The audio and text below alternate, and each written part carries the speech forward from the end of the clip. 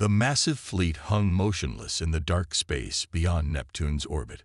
Hundreds of ships, each larger than Earth's biggest cities, floated helplessly as their crews tried to understand what had gone wrong. The ships' sleek silver hulls reflected the distant sunlight, making them look like a cluster of stars against the black void of space. Admiral White of the Stellar Confederation stood on the bridge of his command ship, the Star Wanderer, looking at the status reports with growing concern. Their advanced quantum engines, capable of bending space itself, had suddenly stopped working, not just on one ship, but across the entire fleet. "Report," he ordered, his voice steady despite his worry. "Sir, all quantum systems are offline," said his first officer. The anomaly appeared without warning. Our sensors didn't detect it until we were already inside. White walked to the main viewport, his steps echoing in the unusually quiet bridge. The fleet had been on a routine patrol mission when they encountered something their advanced technology couldn't explain. A quantum disturbance that shut down their main systems one by one. "Life support status?" he asked, knowing they had limited time. "Running on backup power, sir. We have maybe 3 weeks before it becomes critical." The officer's voice carried the weight of their situation. They had over 300,000 crew members across the fleet. 3 weeks wasn't long enough to find a solution. White made his decision. "Send out a distress signal. Use all available frequencies." The communications officer looked uncomfortable. "Sir, we're in an uninhabited sector. The nearest Confederation outpost is 6 months away at standard speed." "Send it anyway," White ordered. "We can't afford to miss any chance of rescue." Hours passed as the signal went out into space. The crew worked tirelessly, trying to restart their advanced systems, but nothing worked. The quantum anomaly seemed to affect anything more complex than basic electronics. Then, something unexpected happened. "Sir," the communications officer suddenly straightened in his chair. "We're picking up signals. Lots of them." White rushed to the console. "From where?" "From the third planet of this system." The officer adjusted his controls. "They're radio waves." White couldn't hide his surprise. Radio waves. Nobody in the Confederation had used such primitive technology in centuries. They gathered around the console, listening to the various signals. Music, conversations, broadcasts, all traveling through space the old way. "Can we contact them?" White asked.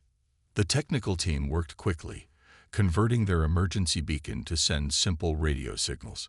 It took hours to create a basic message that the planet's inhabitants might understand. As they waited for a response, White called a meeting of the fleet's council. The gathered leaders debated furiously about the wisdom of contacting a primitive world. "We can't risk interference with an undeveloped species," one council member argued. "We may not have a choice," another countered. "Our people's lives are at stake." The debate was interrupted by an urgent message from communications. "Sir, we're receiving a response." The message was simple, transmitted in clear radio waves. "This is International Space Station Earth. We receive your distress signal. Please confirm your situation and location." The council chamber fell silent. None of them had expected such a quick response from a planet that still used radio technology. "They have a space station," someone whispered in disbelief. White took control of the situation.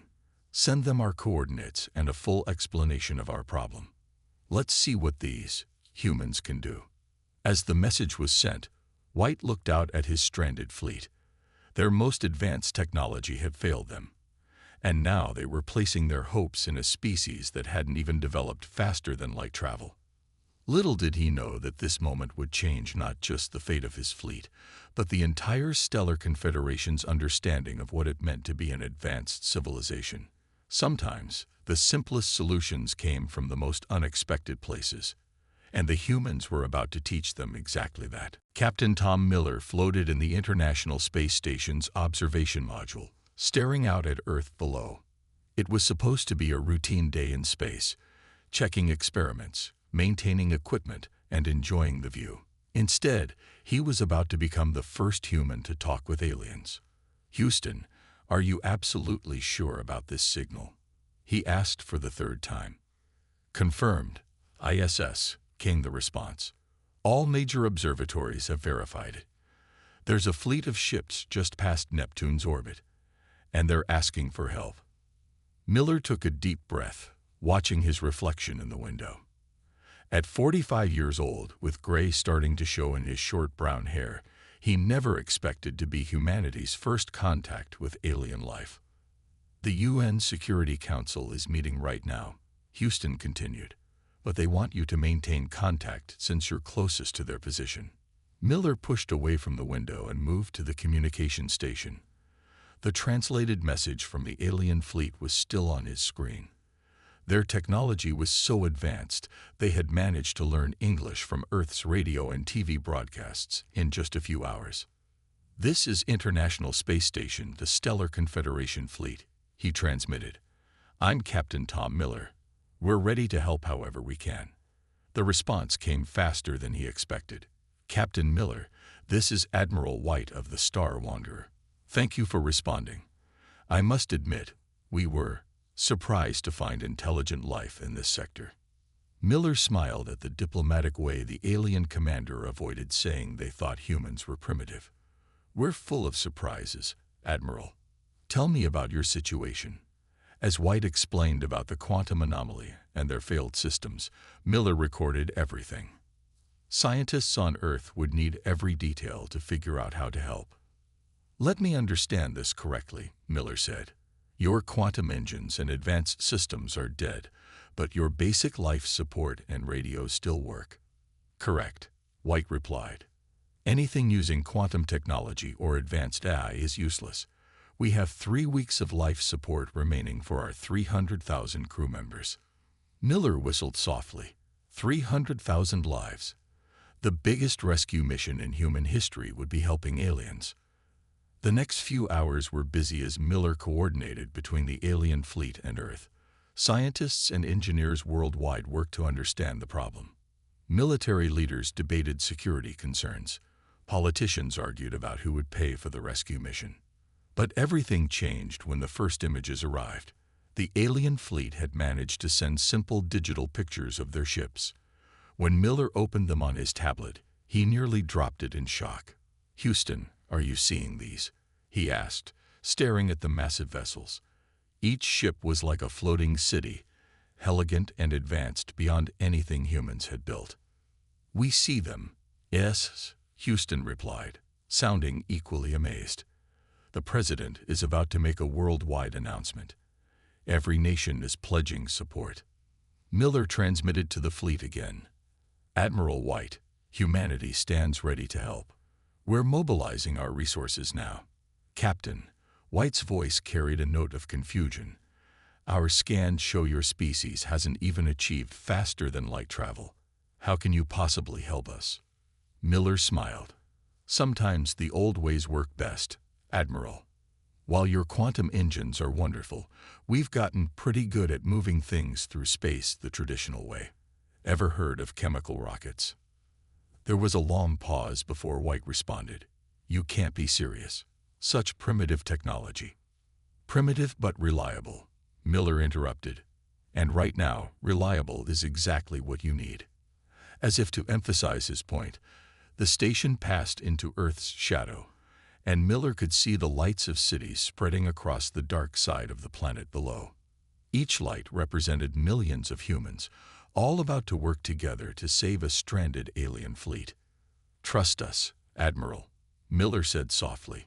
"Humanity has a long history of doing the impossible, and we're about to show the Stellar Confederation exactly what we can do." The real work was about to begin. The meeting room at NASA's Johnson Space Center was packed with the brightest minds on Earth. Engineers, scientists, and military experts from 20 countries sat around a large table, while screens on the walls showed others joining virtually from around the world. Dr. Jack Wilson, NASA's chief engineer, stood at the front of the room, pointing to a holographic display of the alien fleet's position. His normally neat appearance was disheveled after working for 36 hours straight. "The situation is worse than we thought," he announced, running a hand through his messy gray hair. "The quantum anomaly isn't just stopping their engines, it's spreading." The room burst into concerned murmurs. Admiral White's face appeared on one of the screens, joining from his stranded ship via the basic radio link they'd established. "Correct," White said, his alien features looking tired even to human eyes. "The field is now affecting our backup systems. We've lost artificial gravity on 12 ships, and life support is failing faster than expected." Dr. Wilson nodded grimly. "We now have less than 2 weeks to save 300,000 lives." He pressed a button, and the display showed detailed scans of the anomaly. "The good news is, we can see it. The bad news is, it's like nothing we've ever encountered. It's disrupting any technology more advanced than our current level." A scientist from India raised her hand. "What about the aliens' AI systems? Surely they could calculate a solution."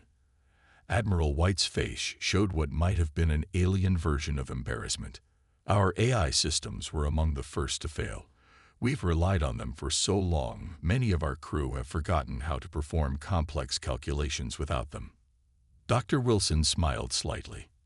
"And that's where we humans come in. We still know how to solve problems the old-fashioned way." He switched the display to show a series of calculations. "Their ships are massive, but they're also incredibly light for their size. Our chemical rockets, combined with some basic physics, could potentially move them. But the quantum anomaly," someone started to object, "won't affect our technology," Dr. Wilson finished, "because we don't use quantum systems. Sometimes being primitive has its advantages." Admiral White spoke up again. "There's another problem. Even if you can move our ships, the life support systems on many vessels are starting to fail. We need to evacuate the most critical ships first." The room fell silent as everyone realized what that meant. They would need to send humans into alien ships, in spacesuits, to help with evacuations. No one had ever done anything like this before. Dr. Wilson took a deep breath. "We've been running simulations. Standard spacesuits should work fine in their ships, especially with no artificial gravity. We'll need teams of engineers to help transfer life support from stable ships to failing ones." He looked around the room. "I won't lie. This will be dangerous. We'll be using untested combinations of human and alien technology. One mistake could cost lives." A young engineer stood up from the back of the room. "How many volunteers do you need?" "At least 100, Dr. Wilson replied. "Maybe more." One by one, hands started raising around the room. Soon, nearly every engineer and astronaut present had volunteered. Admiral White watched this through the screen, his alien eyes widening. "You would risk your lives for people you've never met. For aliens?" Dr. Wilson smiled. "Admiral, if there's one thing you should know about humans, it's that we never leave people in trouble, human or alien." He turned back to the room. "We have 2 weeks. We need to modify every available rocket, train emergency teams, and figure out how to link our technology with theirs. It's impossible." He grinned. "But humans are pretty good at impossible. Let's get to work." As the room burst into activity, Admiral White watched in amazement. These humans, with their primitive technology and limited resources, were about to attempt the biggest rescue mission in the history of the galaxy. And somehow, looking at their determination, he was starting to believe they might actually succeed. #How humans were called to save a stranded alien fleet. Part 4. Human Ingenuity. The massive rocket stood on the launch pad at Cape Canaveral, steam rising from its sides in the early morning light. It wasn't the sleek, advanced ship the aliens might have expected. Instead, it was built from parts of 3 different rockets, held together with what looked like ordinary steel cables and extra welding. Dr. Wilson stood in the control room, watching final preparations on the screens. In just 10 days, they had modified 20 similar rockets around the world. It wasn't pretty, but it would work. "Launch control, this is Rescue 1, came the voice of Commander Bill Reed from inside the rocket. All systems are go. Reed and his team of 4 engineers were about to make history. They would be the first humans to board an alien ship, carrying with them humanity's simple but effective solutions. Rescue 1, you are cleared for launch, Dr. Wilson responded. Good luck up there. The rocket roared to life, pushing against Earth's gravity with pure chemical power. No quantum engines, no AI guidance systems, just carefully calculated thrust and human pilot skill. As it rose into the sky, Admiral White watched from his stranded ship. Remarkable, he said over the radio. I never thought I'd see chemical propulsion used for deep space rescue. Dr. Wilson smiled. Wait until you see what else we've come up with. Inside the rocket, Commander Reed and his team checked their equipment. Their spacesuits were normal NASA designs, but their tools were something special. The engineers had created them in just days. Simple mechanical devices designed to connect human technology to alien systems. Look at that view, Reed said as Earth fell away behind them. They were carrying enough fuel for the journey thanks to a simple but brilliant idea. Multiple fuel tanks strapped to the rocket's sides, designed to be dropped off once empty. It took 3 days to reach the alien fleet. As they approached, the team got their first real look at the massive ships. The Star Wanderer alone was bigger than Manhattan. Beginning approach, Reed reported. These ships are incredible. Focus on the mission, Dr. Wilson reminded them. Remember, no electronic tools once you're inside. The quantum anomaly could affect them. The docking was tricky, done manually with basic thrusters. Reed guided their ship to the airlock using a regular telescope and hand controls. No computers, no auto-dock systems, just human skill.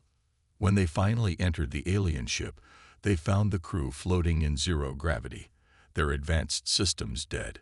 But Reed's team was ready. They pulled out their first invention, a simple hand-powered pump connected to tanks of breathable air. No electronics, no motors, just basic physics. They began connecting it to the alien life support systems using adapters they'd designed from the alien ship's blueprints. It's working, one of the engineers shouted. The air pressure in the section began to stabilize. Next came the power system. They'd brought long coils of copper wire and simple magnets. In hours, they had built basic electrical generators that could power the alien ship's most critical systems without using any quantum technology. Admiral White floated nearby, watching in amazement as the humans worked. Their solutions were incredibly simple, yet perfectly effective. I don't understand, he said to Reed. Our best scientists couldn't solve this, but you're fixing everything with basics, Reed finished, smiling behind his helmet visor. Sometimes the old ways are the best ways. Look at this. He pulled out their masterpiece, a mechanical computer made of gears and levers, designed to help calculate the forces needed to tow the alien ships. No electronics, no quantum processors, just precise engineering. This is how we built computers before electronics, Reed explained. It can't do everything your eye can, but it won't fail either. As his team continued working, more rescue rockets appeared in the distance, approaching other ships in the fleet. Humanity's largest space rescue mission was fully underway, and it was succeeding, not with advanced technology, but with simple machines, basic physics, and human determination. 1 week into the rescue mission, space around the alien fleet looked like a busy construction site. Dozens of human rockets moved between the massive ships, trailing cables and carrying supplies. Emergency teams in spacesuits floated from vessel to vessel, fixing life support systems with their simple but effective tools. Commander Reed stood at a window on the Star Wanderer's bridge, watching as another team attached giant steel cables to the ship's hull. The cables, woven from the strongest materials Earth could produce, would soon connect to 50 rockets working together. Are you certain these ropes can pull a ship this size? Admiral White asked, floating beside him. Reed nodded. Each cable can hold twice the weight of your ship, and we're using 100 of them, just to be safe. Outside, astronauts were setting up a massive pulley system between the ships. It looked like something from an old sailing ship, just built for space. The mechanical advantage would help the rockets pull more effectively. Warning: a voice called over the radio. Power failing in Section 7 of the medical ship. Reed immediately pushed off the window, floating toward the exit. Team 3, respond to that, he ordered. Team 5, bring more hand generators to the medical ship. The rescue teams had gotten good at dealing with emergencies. As the quantum anomaly continued to spread, more systems failed every hour, but humans had brought enough mechanical backups to keep everyone alive. In another part of the fleet, engineer Mary Cooper was teaching alien crew members how to use the manual air pumps.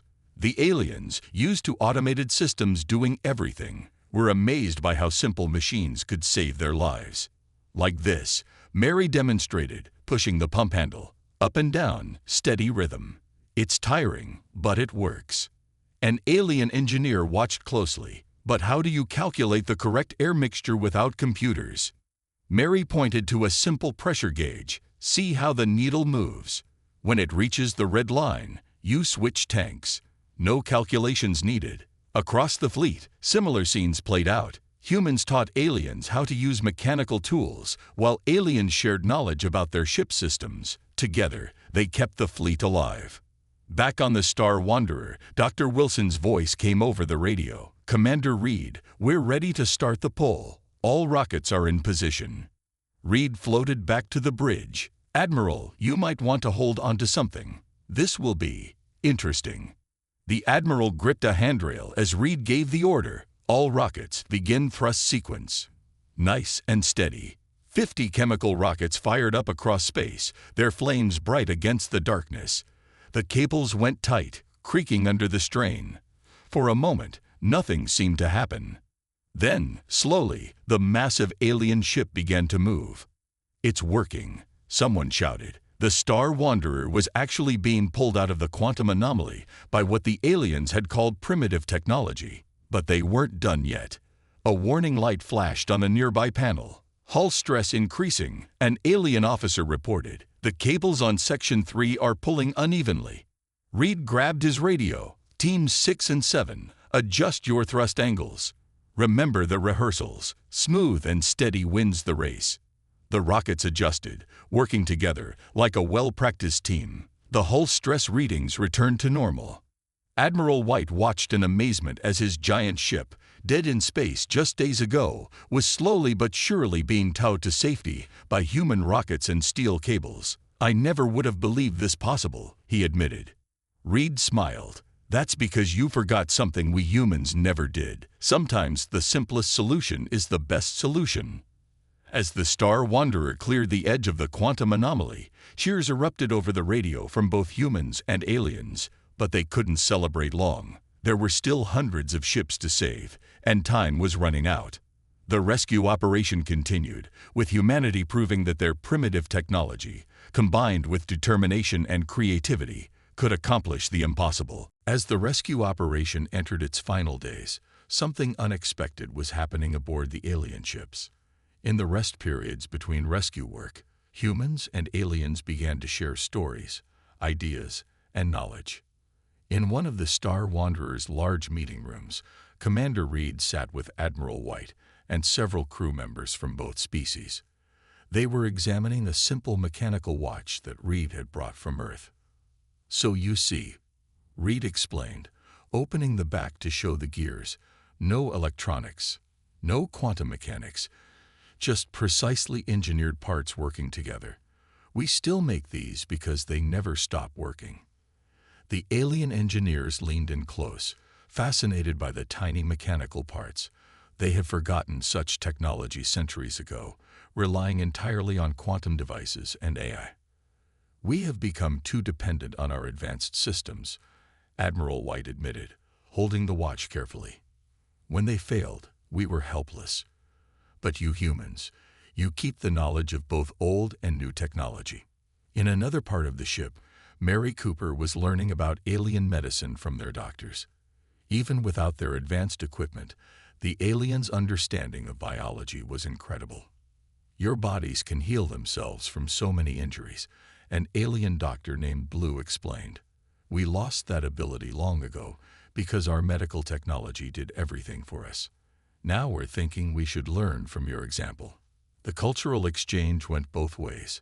As humans taught aliens about mechanical systems and basic engineering, the aliens shared their understanding of physics, mathematics, and the universe.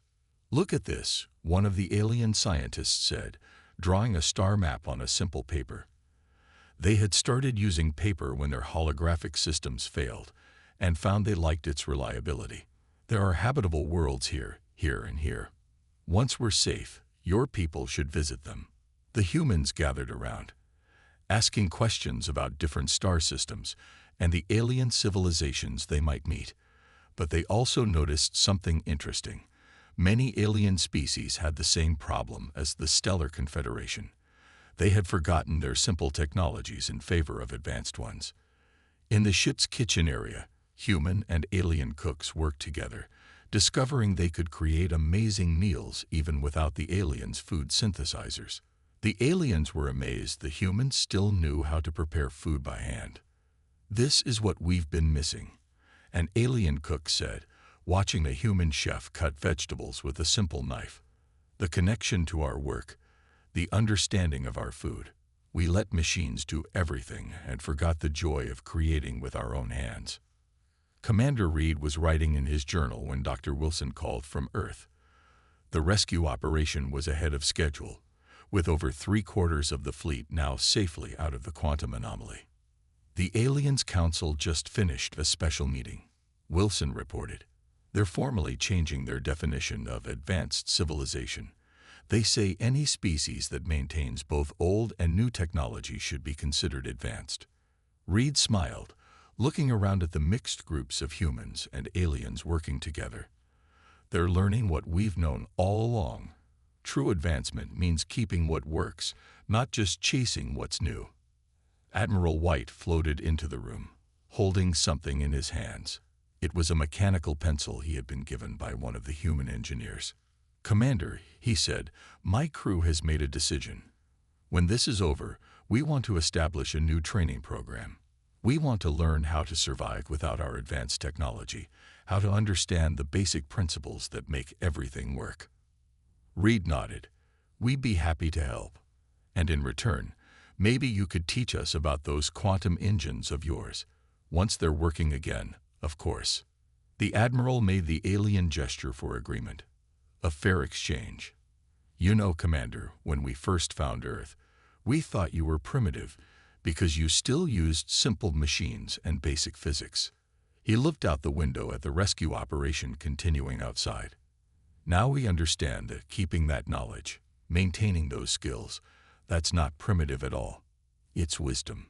Around them, humans and aliens continued to work together, each learning from the other, proving that true advancement comes not from forgetting the past, but from building on it. 2 weeks after the first distress call, the last alien ship cleared the quantum anomaly. The massive rescue operation, thought impossible by many, had succeeded. Not a single life was lost. On the bridge of the Star Wanderer, Commander Reed watched as the final set of rockets detached their cables. Around him, both human and alien crew members cheered and celebrated. Some aliens were even trying to give high fives, a gesture they had learned from their human rescuers. Admiral White stood next to Reed, his alien features showing what humans had learned to recognize as a smile. "Commander, I just received word from the Stellar Confederation Council. They've made their decision." Reed turned to face him. "About Earth." The Admiral nodded. "Humanity is being offered full membership in the Confederation, not as a developing species, but as an advanced civilization." The room fell quiet as White continued. "But that's not all. The Council wants to establish Earth as the Confederation's main center for practical engineering and emergency response training." Reed raised his eyebrows in surprise. "The whole Confederation wants to learn from us." "Yes," White replied. "What you've shown us these past 2 weeks has changed everything. The Council realizes now that true advancement isn't just about having the most sophisticated technology. It's about understanding all levels of technology and knowing when to use each one." Outside the window, Earth's rescue rockets were preparing for their return journey. They looked small and simple compared to the alien ships, but they had just accomplished something the most advanced vessels in the galaxy couldn't do. Dr. Wilson's voice came over the radio from Earth. "Commander, the President wants to speak with Admiral White. We're setting up the connection now." On the main screen, the President of the United States appeared, speaking on behalf of Earth's nations. "Admiral White, humanity is honored by the Confederation's offer. We look forward to sharing our knowledge and learning from you in return." The Admiral made a formal bow. "The honor is ours, Mr. President. Your people have taught us a valuable lesson. We had become so focused on advancing forward that we forgot the importance of remembering what came before." As the official communications continued, Reed walked to another part of the bridge where Mary Cooper was showing some alien engineers how to repair basic electronic circuits without computers. "You know what this means?" she asked Reed quietly. "We're going to be teaching these kinds of skills to aliens from all over the galaxy." Reed nodded. "And they'll teach us about their quantum technology and advanced sciences. Together, we'll all become stronger." Back at the main screen, the President was finishing his speech. "And so, we accept membership in the Stellar Confederation. Let this be the beginning of a new era of cooperation between all our peoples." As the screen turned off, Admiral White turned to address everyone on the bridge. "The quantum anomaly that stranded us here was a terrible accident, but perhaps it was also a gift. It showed us that the universe has much to teach us, sometimes from the most unexpected sources." He gestured to the human rescue teams. "These humans, whom we first thought primitive, showed us that true wisdom lies not in abandoning the old ways, but in combining them with the new. They reminded us that the simplest solution is often the best solution." Commander Reed looked out at the stars. Soon, humanity would be traveling among them, not just with their simple rockets, but with a combination of human ingenuity and alien technology. They would help establish emergency response protocols throughout the galaxy, teaching other species the importance of maintaining both basic and advanced technology. "It's funny," Reed said to the Admiral. "You came here thinking you'd find a primitive civilization, but you found teachers instead." White made the alien gesture of agreement. "And you thought you were just mounting a rescue mission, but you were actually changing the entire galaxy." As Earth's blue sphere turned slowly below them, humans and aliens stood together on the bridge, ready to begin a new chapter in the history of both their peoples. The stars waited, and this time, they would explore them together, combining the best of both worlds. The simple and the advanced, the old and the new, the practical and the theoretical, all working together, just as it should be.